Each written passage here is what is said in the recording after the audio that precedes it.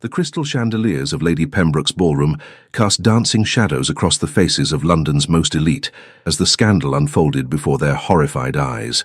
What had begun as whispered gossip behind fans and gloved hands was about to explode into the most shocking public humiliation the Ton had witnessed in decades.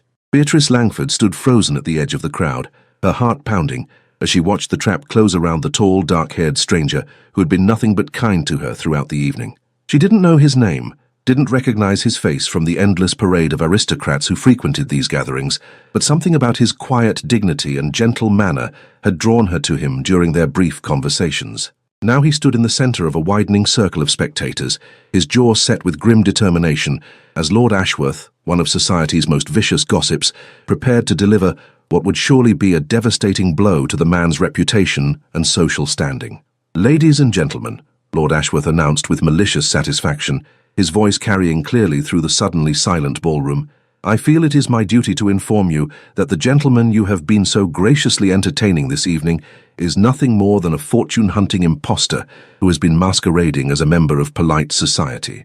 Gasps echoed through the crowd as all eyes turned to the stranger, whose face had gone pale but whose posture remained proud and unbowed. Beatrice felt her stomach clench with sympathy and outrage. She had seen this kind of public destruction before.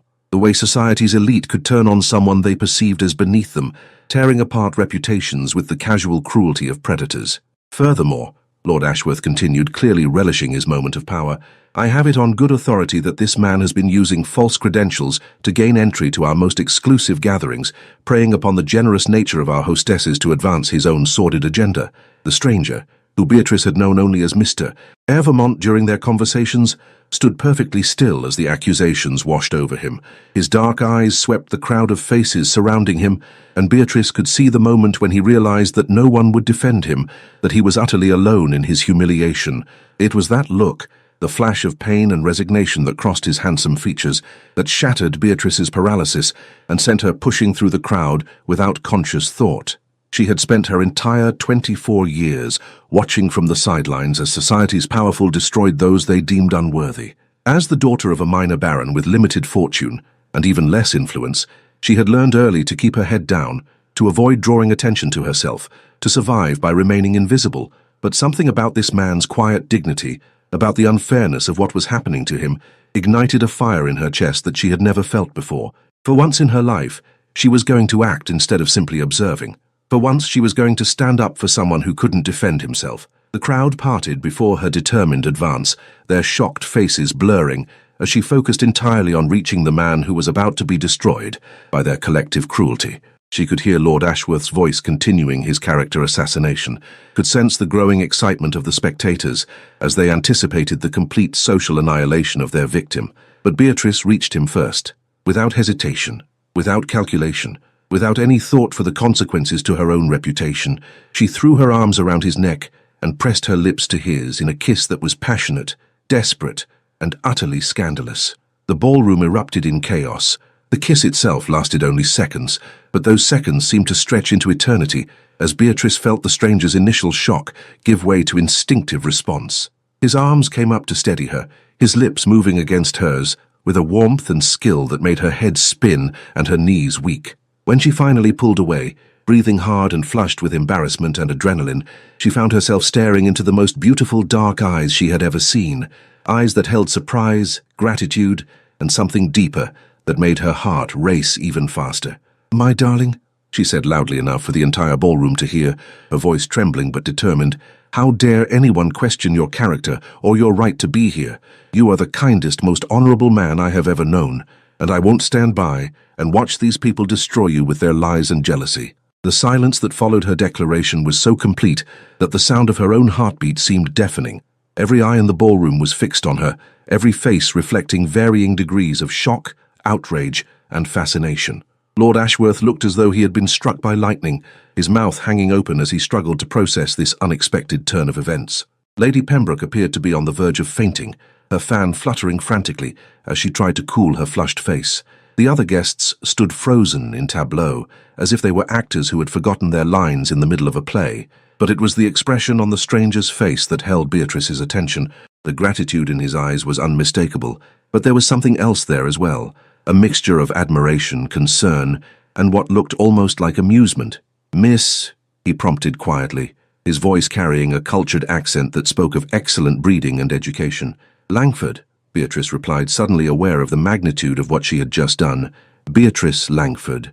"Miss Langford," he said with a slight bow that somehow managed to be both formal and intimate, "you have just performed the most extraordinary act of courage I have ever witnessed, but I fear you may have sacrificed your own reputation to save mine." Before Beatrice could respond, Lord Ashworth found his voice again, his face purple with rage and frustration. "This changes nothing," he sputtered. "The man is still an impostor, regardless of whatever this display was meant to accomplish." "An impostor?" The stranger's voice carried a note of quiet amusement that seemed to puzzle several of the onlookers. "That's a serious accusation, Ashworth.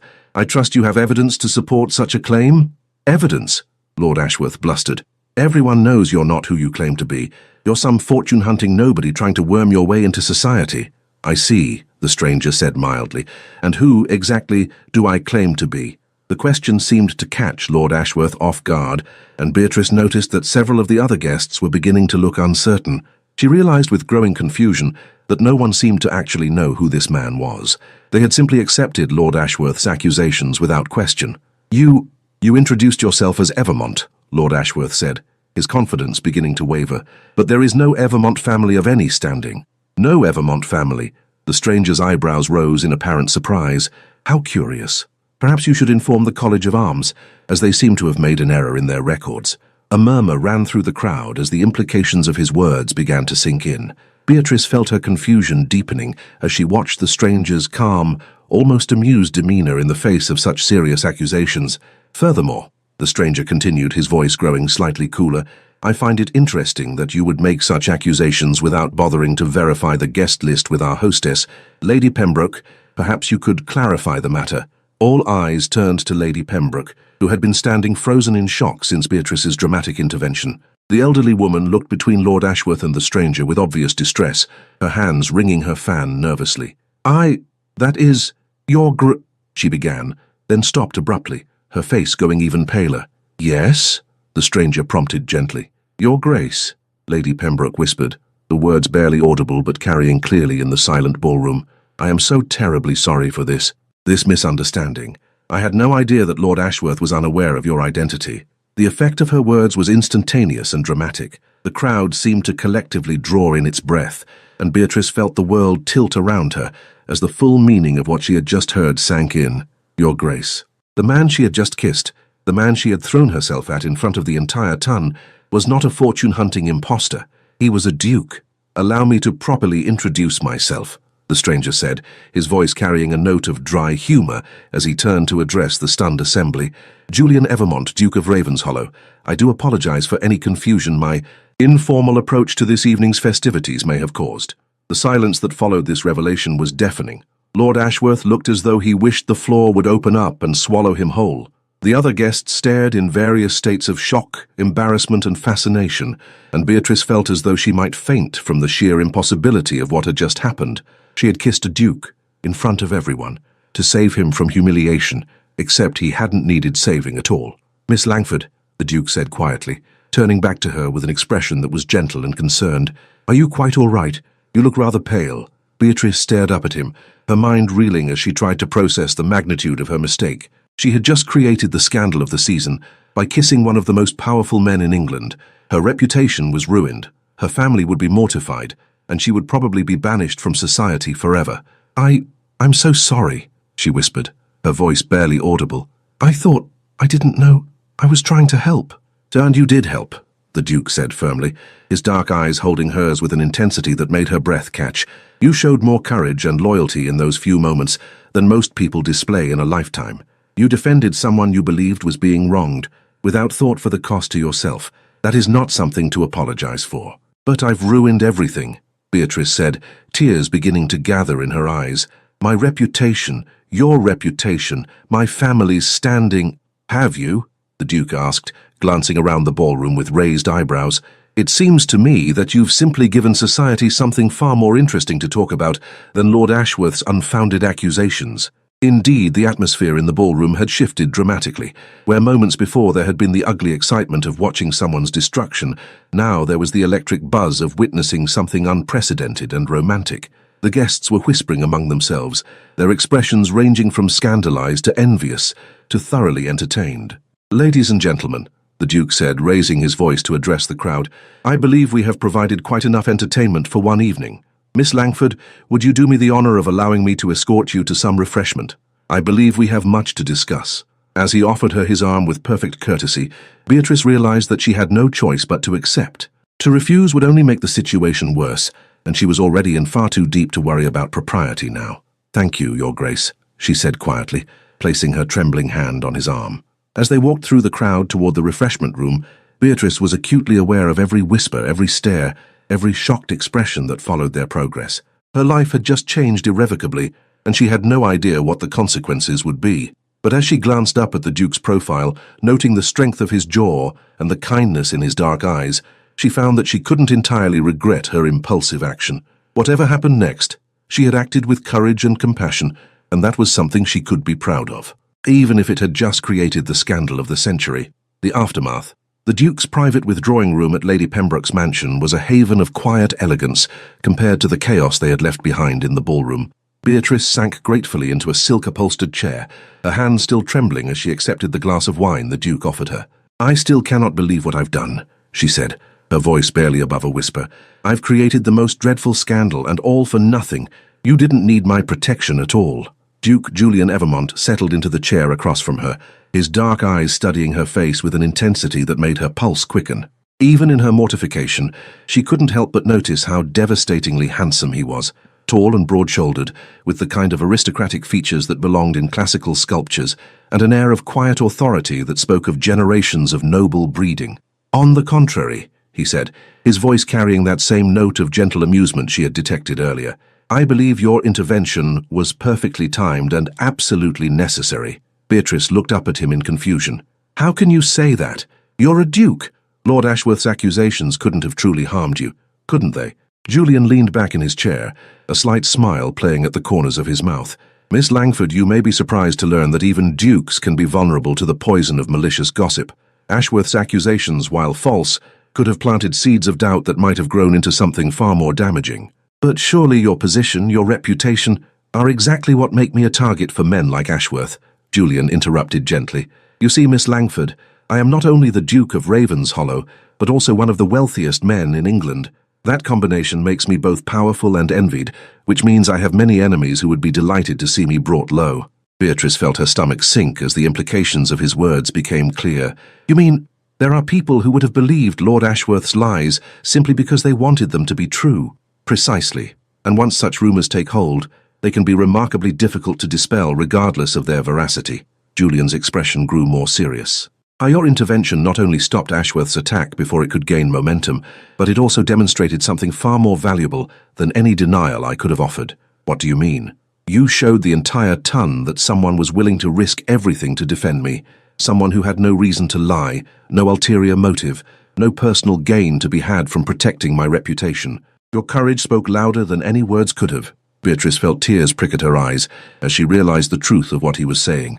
In her impulsive attempt to save him, she had indeed accomplished something significant, but at what cost to herself? "But my reputation is ruined," she said quietly. "No respectable family will receive me after tonight.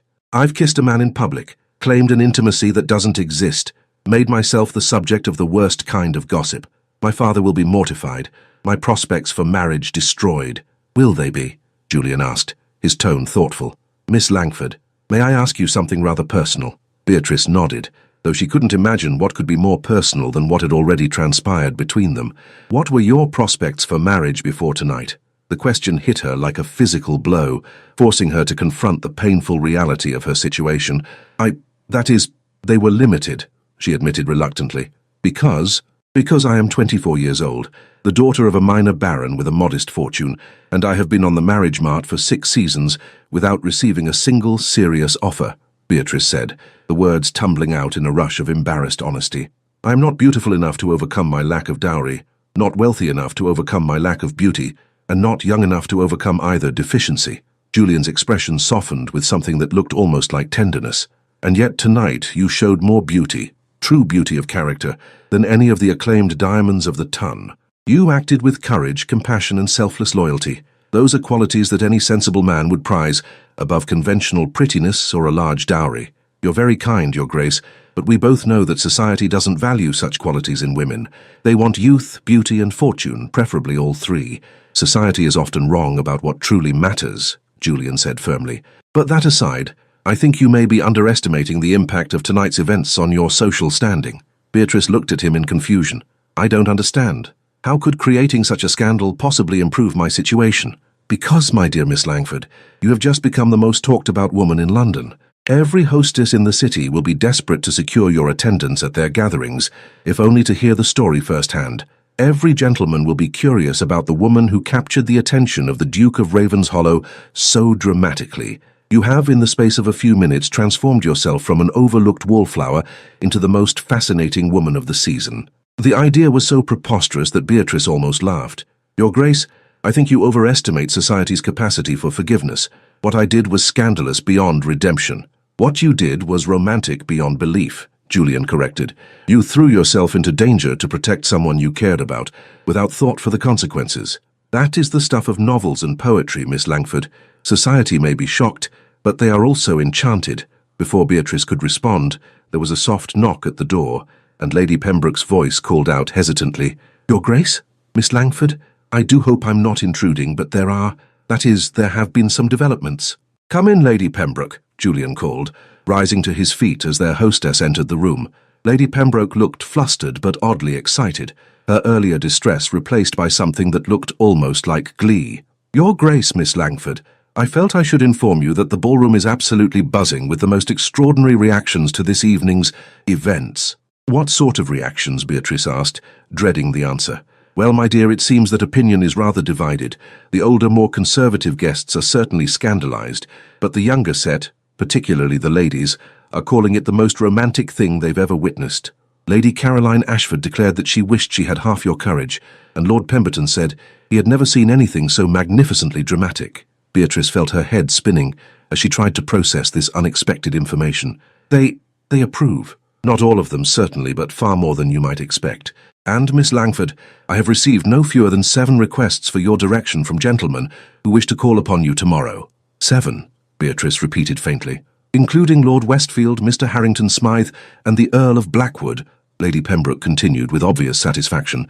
It seems your dramatic gesture has made you quite the sought-after young lady. Julian's smile was triumphant as he turned back to Beatrice. As I predicted, you have not ruined your reputation, Miss Langford. You have made it. But what about Lord Ashworth? Beatrice asked, still struggling to believe that her impulsive action could have had such positive consequences. Lady Pembroke's expression darkened. Lord Ashworth has left the ball in considerable disgrace. His unfounded accusations against His Grace have been universally condemned, and I believe he will find himself quite unwelcome in polite society for some time to come. Good, Julian said with satisfaction. The man has been spreading malicious gossip for years. It's time he faced some consequences for his behavior. As Lady Pembroke excused herself to return to her guests, Beatrice found herself alone with the Duke once again, her mind reeling from the unexpected turn of events. I still can't believe this is happening, she said, shaking her head in amazement. This morning I was a confirmed spinster with no prospects, and now you are a woman who has captured the imagination of London society, Julian finished. The question is, what do you intend to do with this newfound attention? Beatrice looked up at him, suddenly aware that they had been speaking as though they were old friends, rather than virtual strangers who had shared one shocking moment of intimacy. I suppose I should thank you, Your Grace, for being so understanding about my impulsive behavior, and I should apologize again for the liberty I took. Miss Langford, Julian said, moving closer to her chair, I want you to understand something very clearly. You have nothing to apologize for. What you did tonight was brave, generous, and utterly admirable. Any man would be honored to be the recipient of such loyalty and courage, even if it was based on a complete misunderstanding of the situation. Especially then, Julian said firmly. You acted purely from the goodness of your heart, without any thought of personal gain. That kind of selflessness is extraordinarily rare, Miss Langford, and I find myself more grateful for it than you can possibly imagine. There was something in his voice, something deeper than mere gratitude, that made Beatrice's heart skip a beat. She looked up into his dark eyes and saw an intensity there that took her breath away. Your Grace, she said quietly, I should probably return to the ballroom. People will talk if we remain secluded much longer. People are already talking, Julian pointed out with a slight smile. But you're right, we should make an appearance. However, before we do, I have a proposition for you. A proposition? Miss Langford, you have just done me an enormous service and I find myself in your debt. I would like to repay that debt by helping you navigate the social opportunities that your dramatic gesture has created. Beatrice felt her pulse quicken at the implications of his offer. What exactly are you suggesting, Your Grace? I am suggesting that we allow society to draw its own conclusions about the nature of our acquaintance. If people believe that there is some understanding between us, it will only enhance your newfound popularity and ensure that you are treated with the respect you deserve. You want to pretend that we are involved? Beatrice asked, her voice barely above a whisper.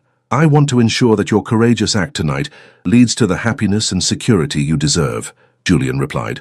If that requires allowing people to believe that the Duke of Ravenshollow has been thoroughly enchanted by Miss Beatrice Langford, then I am more than willing to play that role. The offer was so generous, so unexpected, that Beatrice felt tears gathering in her eyes once again. But what about your reputation, your own marriage prospects? Surely you cannot want to tie yourself to someone like me, even temporarily. Julian's expression grew serious, and he knelt beside her chair, taking her hands in his. Miss Langford, Beatrice, you seem to have a very poor opinion of your own worth, but I see something in you that is far more valuable than conventional beauty or a large dowry.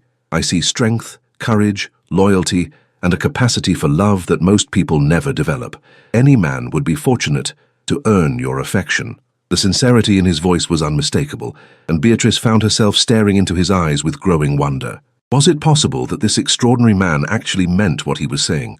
Could her impulsive act of courage have led to something more than just social rehabilitation? Your Grace, she said softly, I accept your proposition, but I want you to know that I will understand completely if you change your mind once the excitement of tonight wears off. I won't, Julian said with quiet certainty. In fact, I suspect that the more I come to know you, the more convinced I will become that tonight's events were not a mistake, but a gift. As he helped her to her feet and offered his arm once again, Beatrice felt as though she were living in a dream. In the space of a single evening, her entire life had been transformed by one impulsive act of courage. She had kissed a duke to save him from humiliation, only to discover that she had saved the richest, most powerful man in England, and that he was grateful enough to offer her something she had never dared to hope for. The chance at a real future, the possibility of love, the promise that her courage might be rewarded with the happiness she had always believed was beyond her reach. As they walked back toward the ballroom together, Beatrice couldn't help but wonder what other surprises this extraordinary night might have in store. The morning after, Beatrice woke the next morning with the disorienting sensation that she had dreamed the entire extraordinary evening. Surely she couldn't have actually kissed the Duke of Ravenshollow in front of half of London society. Surely she couldn't have transformed herself from an overlooked spinster into the most talked-about woman of the season with a single impulsive gesture. But as she sat up in her narrow bed in her father's modest townhouse, the events of the previous night came flooding back with crystal clarity. The memory of Julian's lips against hers, the shocked gasps of the crowd, the feel of his strong arms steadying her, it had all been devastatingly real. Beatrice! Her father's voice boomed through the house, accompanied by the sound of his heavy footsteps on the stairs. Beatrice, come down here immediately. We must discuss this catastrophe. With a sinking heart, Beatrice realized that news of her scandalous behavior had already reached her family. She dressed quickly in a simple morning gown and made her way downstairs to face what she was certain would be a lecture of epic proportions. She found Baron Langford pacing back and forth in their small drawing room, his face red with agitation and a newspaper clutched in his trembling hands. Her stepmother, Lady Langford, sat rigidly on the sofa, her expression a mixture of horror and barely concealed excitement. Explain this, her father demanded, thrusting the newspaper toward her. Explain how my daughter's name has appeared in the society pages in connection with the most scandalous behavior imaginable. Beatrice took the paper with trembling fingers and read the headline that made her stomach drop. Duke's dramatic rescue. Miss B.L. creates sensation at Lady Pembroke's ball. The article that followed was a masterpiece of innuendo and speculation, describing her passionate defense of the Duke and suggesting that there was more to the story than meets the eye. While it stopped short of explicitly describing the kiss, it left little doubt about what had transpired. Father, Beatrice began carefully, I can explain. Can you? Baron Langford interrupted, his voice rising with each word. Can you explain how you came to be involved in such a public display with the Duke of Ravenshollow? Can you explain how our family name has been dragged through the scandal sheets? Can you explain how you have managed to ruin yourself so completely? Actually, Lady Langford interjected with obvious excitement, I'm not certain she has ruined herself at all. Look at this. She produced a silver salver, piled high with calling cards and invitations. These arrived this morning, all addressed to Beatrice. Invitations to tea, requests for calls, even an invitation to Lady Worthington's exclusive music hall next week. Baron Langford stared at the pile of correspondence in amazement. But how is this possible? After such a scandal?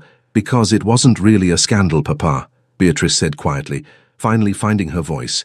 It was something else entirely. Before she could explain further, their elderly butler, Higgins, appeared in the doorway, with an expression of barely contained awe. Begging your pardon, my lord, but there is a gentleman caller for Miss Beatrice. The Duke of Ravenshollow is requesting an audience. The silence that followed this announcement was so complete that the ticking of the mantel clock seemed unnaturally loud. Baron Langford's face went through a series of expressions: shock, disbelief, and finally a kind of desperate hope. The Duke is here, calling on Beatrice? Yes, my lord, he's waiting in the front parlour. Lady Langford leaped to her feet with an energy that belied her usual languid demeanour. Beatrice, you must change immediately. That gown is entirely unsuitable for receiving a duke. And your hair, we must do something with your hair. I think I look perfectly acceptable, Beatrice protested, though her heart was racing at the thought of seeing Julian again. Acceptable is not sufficient when receiving the Duke of Ravenshollow, Lady Langford declared. You must look magnificent. Perhaps, Baron Langford said slowly, his businessman's instincts beginning to override his paternal outrage. We should not keep his grace waiting too long. Beatrice, go and make yourself presentable, but be quick about it. 20 minutes later, having been subjected to Lady Langford's ministrations and dressed in her finest morning gown, Beatrice made her way to the front parlour with her heart pounding. She found Julian standing by the window, his tall frame elegant in a perfectly tailored coat of dark blue superfine, his dark hair gleaming in the morning sunlight. He turned as she entered, and the smile that spread across his handsome features made her knees weak. Miss Langford, he said, bowing formally, how lovely you look this morning. I trust you slept well after last evening's excitement. Your Grace, Beatrice replied with a curtsy, acutely aware of her parents hovering in the doorway behind her. I slept as well as could be expected given the circumstances. Excellent. I was hoping you might join me for a drive in the park this afternoon. I thought it would be beneficial for us to be seen together, to clarify the situation for society. The suggestion sent a thrill of excitement through Beatrice, though she tried to maintain her composure. I would be delighted, Your Grace. Wonderful. Shall we say 3 o'clock? Perfect. Julian's eyes twinkled with amusement as he glanced toward the doorway where Baron Langford and Lady Langford were making no attempt to hide their fascination with the conversation. Perhaps I might have a word with your father before I take my leave, he suggested. Of course, Your Grace. The private conversation between Julian and Baron Langford lasted only a few minutes, but when her father emerged from the parlour, his expression had transformed completely. Gone was the angry, worried man who had confronted her that morning. In his place was someone who looked as though he had just been handed the key to the kingdom. Beatrice, he said with obvious satisfaction, His Grace has explained the situation most thoroughly. It seems that your dramatic gesture last evening was not the scandal I initially believed it to be. What did he tell you? Beatrice asked, curious about Julian's version of events. He explained that you acted with great courage to defend him against false accusations and that he is deeply grateful for your loyalty. He also indicated that he finds your character and courage most admirable. The careful way her father spoke suggested that Julian had been diplomatically vague about the exact nature of his interest, but had left no doubt that his intentions were honourable. Furthermore, Baron Langford continued, His Grace has invited our entire family to attend the theatre with him next week. It seems that society's opinion of last evening's events has been far more favourable than we initially feared. Lady Langford clasped her hands together in delight. The theatre with the Duke of Ravenshollow, Beatrice. Do you realise what this means? Beatrice was beginning to understand exactly what it meant. Julian was not only keeping his promise to help her navigate her newfound social prominence, but he was doing so in a way that would elevate her entire family's standing in society. That afternoon, as she sat beside Julian in his elegant curricle during the fashionable hour in Hyde Park, Beatrice marvelled at the transformation in her circumstances. Every head turned as they passed. Every conversation stopped as people strained to catch a glimpse of the couple who had created such a sensation the night before. You're enjoying this, aren't you? Julian observed with amusement as they acknowledged yet another group of curious onlookers. I confess I am, Beatrice admitted. Yesterday I was invisible, and today I am the center of attention. It's quite intoxicating. And well-deserved. You should have been the center of attention long before now. Your Grace, Beatrice said quietly, I must ask, how long do you intend to continue this charade? I am grateful beyond words for your kindness, but I don't want to impose on your generosity indefinitely. Julian was quiet for a moment, his hand steady on the reins as he guided his matched pair of chestnuts through the park. When he finally spoke, his voice carried a note of seriousness that made her heart skip a beat. Beatrice, I want you to understand something. What began as a desire to repay your kindness has become something far more significant, at least for me. What do you mean? I mean that the more time I spend with you, the more convinced I become that last night's events were not a mistake, but a gift. You have shown me qualities that I had begun to believe no longer existed in our world. Courage, loyalty, selflessness, genuine warmth. These are not things that can be feigned or taught. They are fundamental aspects of character. Beatrice felt her breath catch as she absorbed the implications of his words. Your Grace, are you saying... I am saying that what began as a pretense is becoming something very real, at least on my part. I find myself genuinely attracted to you, Beatrice, not just grateful for your defense of me, but drawn to you as a woman, as a person, as someone I would very much like to know better. The confession hung in the air between them, more shocking in its own way than anything that had happened the night before. Beatrice stared at his profile, noting the strength of his jaw, the intelligence in his dark eyes, the way his hands held the reins with confident control. But I'm not the sort of woman that dukes typically, she began, then stopped, frustrated by her inability to articulate her confusion. You're not the sort of woman that dukes typically marry? Julian finished for her. Perhaps that's exactly why I find you so appealing. I have been pursued by every eligible woman in London for the past 5 years, Beatrice. They have offered me beauty, accomplishments, connections, and fortunes. But not one of them has ever offered me what you gave me last night, genuine, selfless loyalty. But marriage, Beatrice whispered, hardly daring to voice the word, is exactly what I am beginning to contemplate, Julian said firmly. Not immediately, of course. We barely know each other despite the dramatic nature of our introduction, but I would very much like the opportunity to court you properly, to discover whether this attraction I feel might develop into something deeper. Beatrice felt tears gathering in her eyes as the impossibility of what he was suggesting sank in. Your Grace, Julian, you cannot be serious. The difference in our stations, our fortunes, our entire worlds, are far less important than the compatibility of our characters, Julian interrupted. Beatrice, I am 32 years old, wealthy beyond measure, and possessed of a title that opens every door in England. I can have my choice of any woman in the kingdom, but I have never met anyone who made me feel the way you did last night. Protected, valued, genuinely cared for rather than pursued for my position.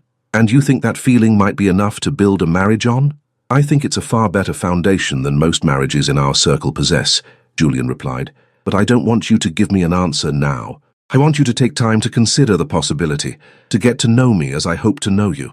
Will you allow me to court you, Beatrice? Will you give us both the chance to discover what might develop between us?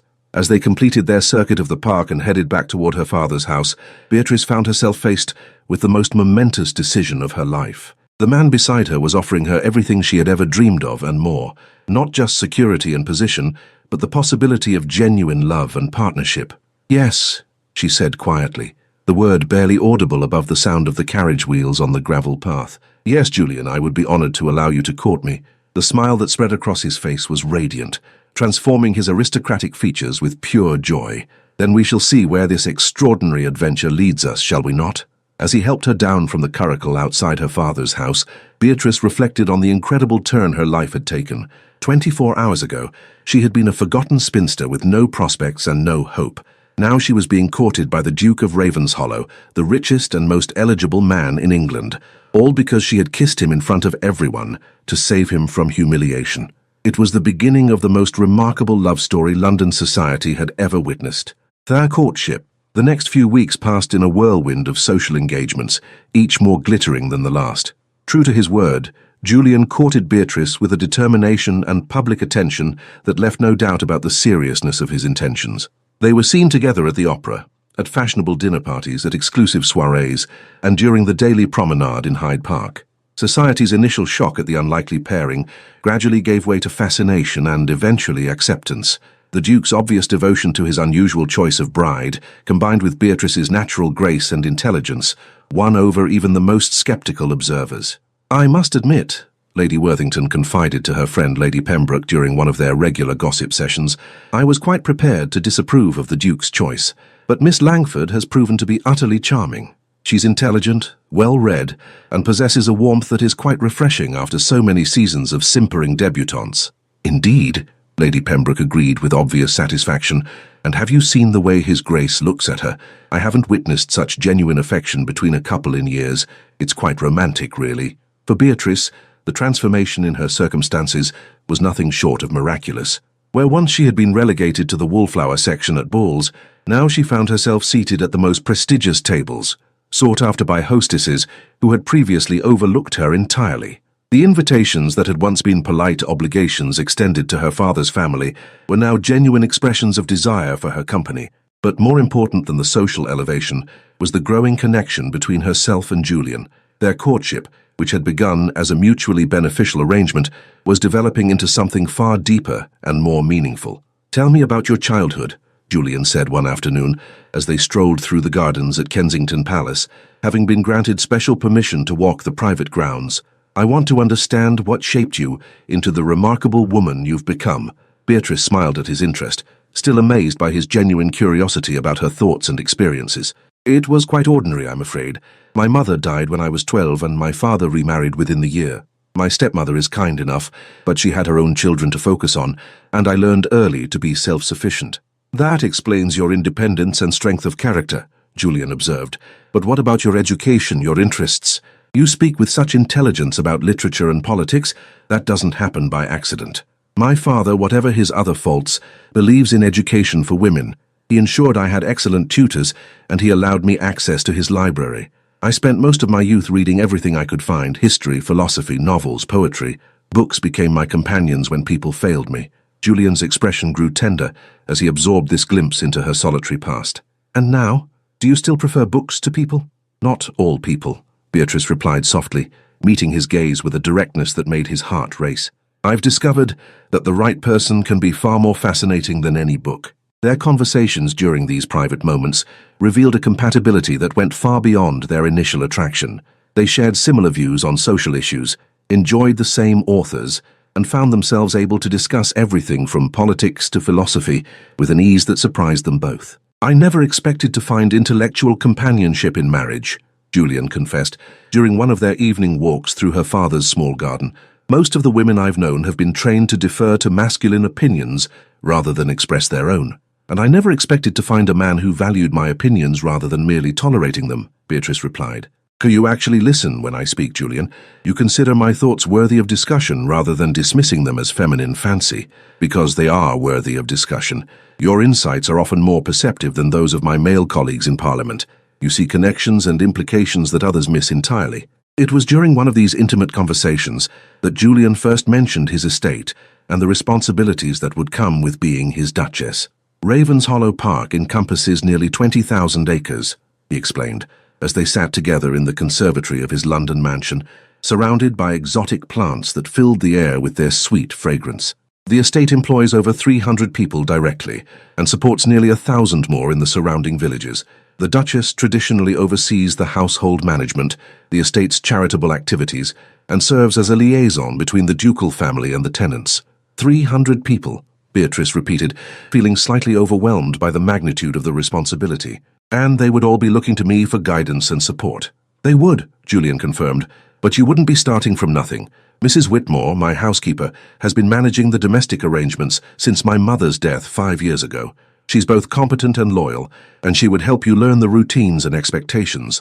As for the charitable work and tenant relations, I believe your natural compassion and organizational abilities would serve you well." "You have such faith in my abilities," Beatrice said with wonder.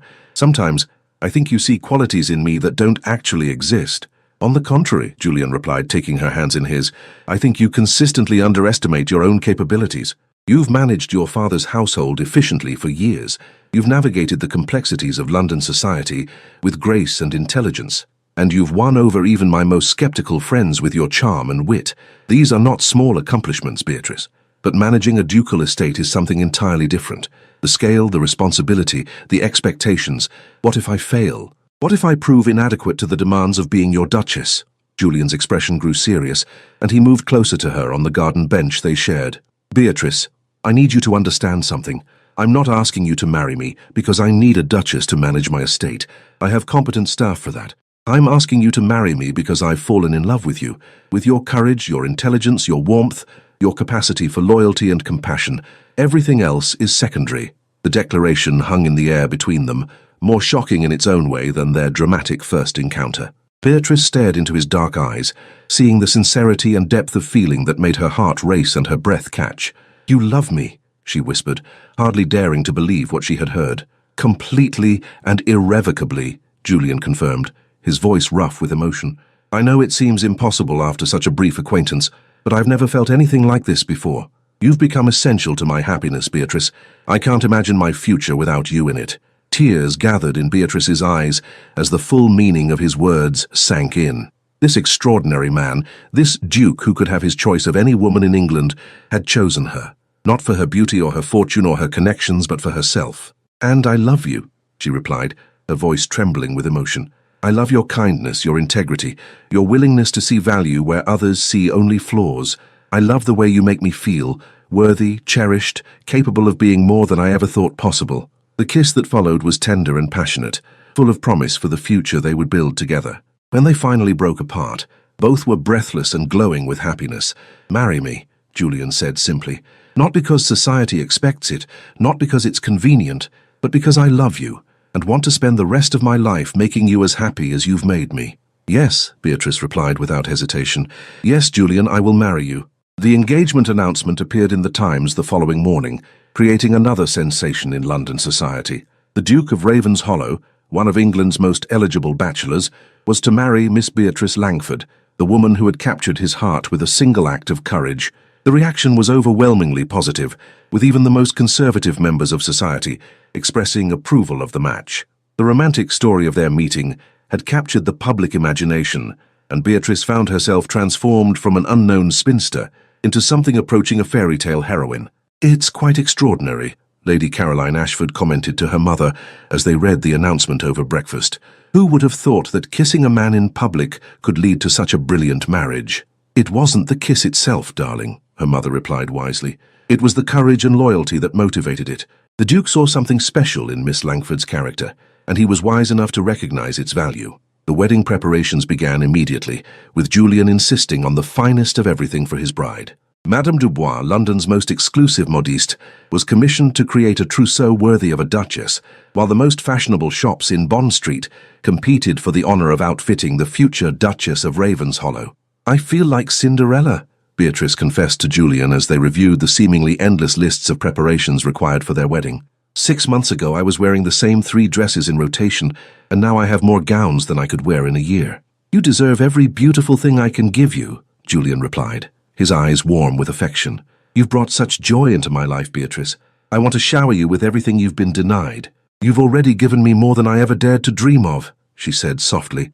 "Your love, your respect, your faith in my abilities, these are worth more than all the gowns and jewels in the world." The wedding itself was to be a grand affair, befitting the union of one of England's most powerful dukes. Westminster Abbey had been secured for the ceremony, with a guest list that included members of the royal family, prominent politicians, and the cream of London society. "Are you nervous?" Julian asked, as they stood together in the garden of his estate during one of their final meetings before the wedding. "Terrified," Beatrice admitted honestly. "Not about marrying you, that's the one thing I'm completely certain about, but about everything else. The ceremony, the reception, meeting all those important people, becoming a duchess. It's overwhelming." "You'll be magnificent," Julian assured her, taking her hands in his. "You've already won over everyone who matters to me. The rest is just ceremony and tradition. What's important is that at the end of the day we'll be married, and we can begin our life together." "Our life together," Beatrice repeated, savoring the words. "Sometimes I still can't believe this is really happening, that you chose me, that we found each other, that something so beautiful could come from such an impulsive moment." "It wasn't impulsive," Julian corrected gently. "It was instinctive. You saw someone you believed needed help, and you acted without thought for the consequences. That kind of selfless courage is exactly what drew me to you, and it's exactly what will make you an extraordinary duchess." The wedding day dawned bright and clear, with London society turning out in force to witness the union that had captivated the public imagination. Westminster Abbey was filled to capacity with guests eager to see the culmination of the most romantic story of the season. Beatrice, resplendent in ivory silk and Brussels lace, walked down the aisle on her father's arm, with her head held high and her heart full of joy. The sight of Julian waiting for her at the altar, magnificent in his formal attire and glowing with happiness, made her feel as though she were floating rather than walking. The ceremony itself was a blur of ancient words and sacred promises, but the moment when Julian slipped the ducal ring onto her finger was crystal clear. She was no longer Miss Beatrice Langford, overlooked spinster. She was the Duchess of Ravenshollow, beloved wife of one of England's most powerful men. "I present to you," the Archbishop announced with obvious satisfaction, "His Grace the Duke of Ravenshollow, and Her Grace the Duchess of Ravenshollow." The Abbey erupted in applause and congratulations, but Beatrice was aware only of Julian's eyes on her face, warm with love and pride and satisfaction. "How does it feel to be a duchess?" he asked quietly as they signed the marriage register. "Like coming home," Beatrice replied honestly. "Like finding the place I was always meant to be." The wedding breakfast that followed was a glittering affair, with speeches from prominent politicians and toasts from members of the royal family. But for Beatrice and Julian, the most meaningful moments were the quiet ones. The gentle squeeze of his hand under the table, the private smile they shared across the crowded room, the whispered words of love that no one else could hear. "Your Grace," Lord Pemberton approached Beatrice during the reception, his expression warm with genuine affection, "I must tell you how delighted I am to welcome you to our circle. Julian is like a brother to me, and I have never seen him so happy. You have given him a gift beyond price." "He has given me far more than I have given him," Beatrice replied with a smile that radiated contentment. "I am the one who has received the gift beyond price." As the afternoon wore on and the last guest departed, Beatrice found herself alone with her new husband in the elegant drawing room of their London home. The magnitude of what had happened was beginning to sink in. She was now the Duchess of Ravenshollow, one of the most powerful women in England, married to a man who loved her for exactly who she was. "No regrets?" Julian asked, settling beside her on the silk-upholstered sofa and taking her hand in his. "None whatsoever," Beatrice replied firmly. "Though I must admit, I'm still having difficulty believing this is all real. A few months ago I was a forgotten spinster with no prospects and no hope. Now I'm married to the most wonderful man in England and have a position I never dared to dream of. It's real," Julian assured her, bringing her hand to his lips for a gentle kiss. "And it's only the beginning. We have a lifetime ahead of us to build something beautiful together." "What happens now?" Beatrice asked, suddenly aware that they were truly alone for the first time since their engagement. "Now," Julian said with a smile that made her heart race, "we begin our honeymoon. I thought we might spend a few days here in London, allowing you to adjust to your new role, and then travel to Ravenshollow Park so you can see your new home." "I would like that very much," Beatrice said, though she felt a flutter of nervousness at the thought of the more intimate aspects of marriage that lay ahead. Julian seemed to sense her apprehension, because his expression grew gentle and reassuring. "Beatrice, I want you to know that there is no pressure, no expectations beyond what you are comfortable with. We have time to learn about each other, to grow into our marriage at whatever pace feels right to both of us." His consideration and patience only made her love him more, and Beatrice felt her nervousness beginning to fade. "Julian, I may be inexperienced, but I am not afraid. You have shown me nothing but kindness and respect, and I trust you completely." The kiss that followed was tender and passionate, full of promise for the future they would build together. As they held each other close in the elegant drawing room of their London home, both Beatrice and Julian knew that they had found something rare and precious, a love that transcended social convention, a partnership built on mutual respect and genuine affection. 1 year later, the gardens of Ravenshollow Park were in full bloom as Beatrice walked among the roses, her hand resting gently on her rounded belly. The past year had been a whirlwind of new experiences and challenges, but also of profound happiness and fulfillment. She had taken to her role as Duchess with a natural grace that had surprised even Julian. The estate's tenants adored her, the household staff respected her, and she had implemented several charitable programs that had significantly improved conditions in the surrounding villages. "Your Grace," Mrs. Whitmore approached with obvious satisfaction, "the preparations for this evening's dinner party are complete. Lord and Lady Pemberton have arrived, as have the other guests." "Thank you, Mrs. Whitmore. I'll be in shortly." Tonight they were hosting a gathering to celebrate the first anniversary of their wedding, and Beatrice reflected on how much had changed since that dramatic evening at Lady Pembroke's ball. The woman who had kissed a stranger to save him from humiliation had become a confident duchess, beloved by her husband and respected by society. "There you are," Julian's voice came from behind her. warm with affection and amusement. "I've been looking everywhere for you." She turned to find him approaching through the garden paths, still as handsome and commanding as ever, but with a contentment in his expression that had not been there before their marriage.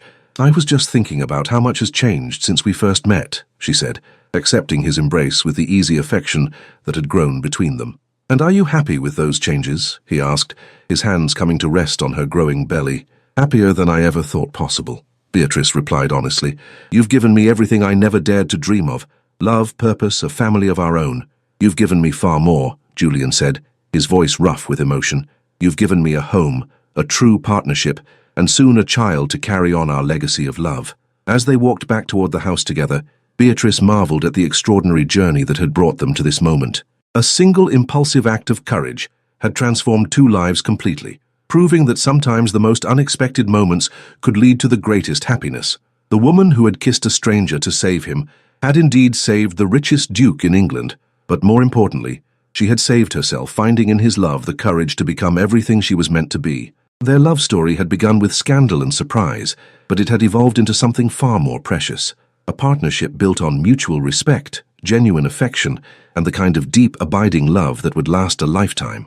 As they rejoined their guests for the anniversary celebration, both Beatrice and Julian knew that their greatest adventures still lay ahead. Together, they would face whatever challenges the future might bring, secure in the knowledge that their love could overcome any obstacle. The kiss that had shocked London society had become the foundation of the most enduring love story of their generation, proving that sometimes the most scandalous beginnings could lead to the most beautiful endings. Did Beatrice's courageous kiss that saved the richest duke capture your heart?